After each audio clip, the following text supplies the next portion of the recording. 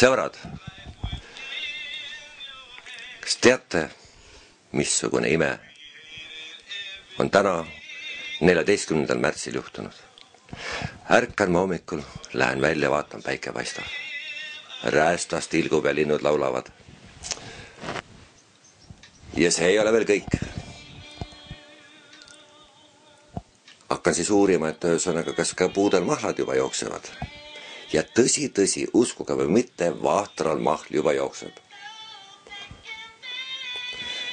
Et selles veenduda, vaadake järgnevat videoklippi, kuidas ja mismoodi see kõik päriselt toimub.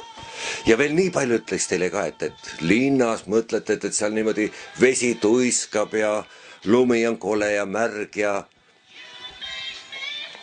autod pritsivad teid täis, et jälle jama, see kevad ja lumi sulab. Aga tulge maale, vaadake, nautige, kuulake, tunnetage, nuusutage. Milline loodusime? See on täiesti pöörane. Ja nüüd vaatama, kuidas vahtramahla seda jumalikku nektarit hakkab siit puusest tilkuma.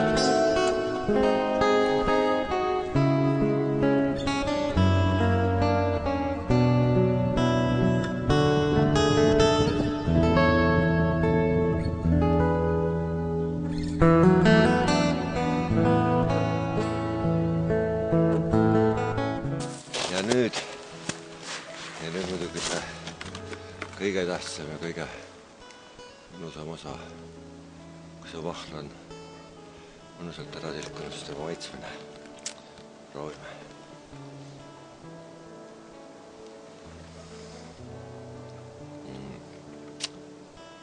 Mäleta. Proovime veel üle.